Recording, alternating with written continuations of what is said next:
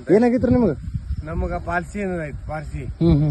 ಪಾರ್ಸಿ ಅನ್ನೋದು ಇದ್ದಿದ್ದು ಒಂದು ಸ್ವಲ್ಪ 4 ಲಕ್ಷ ರೂಪಾಯಿ ಖರ್ಚು ಮಾಡಿ ಓ ನಾನು ಉಳಿದ್ರೆ ಈಗ ದೊಡ್ಡ ಪುಣ್ಯ. ಈಗೆಲ್ಲ ಆರಾಮಾಗೈತ್ರಿ ಇಲ್ಲಿ? 100% ಇಲ್ಲಿ ಬಂದಿಂದ ನನ್ನ ಪೂರ ಆರಾಮಾಗಿರೋದು. ಇಲ್ಲಿ ಏನ್ ಮಾಡಿದ್ರು ಸ್ಪೆಷಲ್ ನಿಮಗೆ? ಇಂಜೆಕ್ಷನ್ ಹಾಕೊಳ್ಳಿ, ಇಂಜೆಕ್ಷನ್ ಏನಿಲ್ಲ, ಮಸಾಜ್, ಊಟ, ಒಳ್ಳೆ ಊಟ, ಒಳ್ಳೆ ಊಟ, ಮಸಾಜ್ ಮಾತ್ರ ಪಕ್ಕ ಮಾಡ್ತಾರ. ಅದೇ 100% ಗ್ಯಾರಂಟಿ. ಈಗ ಆರಾಮಾಗ್ಯದ್ರಿ? ನೋಡಾಕತ್ತೀರಿ ಜೋರ? ಓಡಾಕತ್ತೀರಲ್ಲ? ಓಡಾಕ ಪಕ್ಕ ಓಡ್ತೀನಿ. ಶಾಬಾಷ್. ಮೇಲ್ಗಡೆ ಇರ್ತ ನಾನು. ಹೆಂಗೈತ್ರಿ ಇಲ್ಲಿ? ಏನೇನ್ ಮಾಡಿಸ್ತಾರಮ್ಮ ಇಲ್ಲಿ? ಇಲ್ಲಿ ಯೋಗ ಮಾಡಿಸ್ತೀರಿ ಸರ, ನೀವು ಭಜನಿ ಎಲ್ಲಾ ದೇವ್ರದೆಲ್ಲ ಮಾಡಿಸ್ತೀರಿ.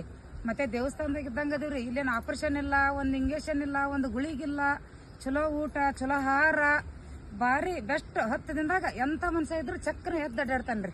ಖುಷಿ ಆದ್ರಮ್ಮ. ಇನ್ನ ಜೋರ್ ಅಡ್ಡಾಡ್ತಾರ ನಿಮ್ಮವ್ರು? ಇನ್ನ ಜೋರ್ ಅಡ್ಡಾಡ್ತಾರ್ರಿ. ಕೈ ಕಾಲು ಬಂದಾಗ್ಯಾವ್ರಿ.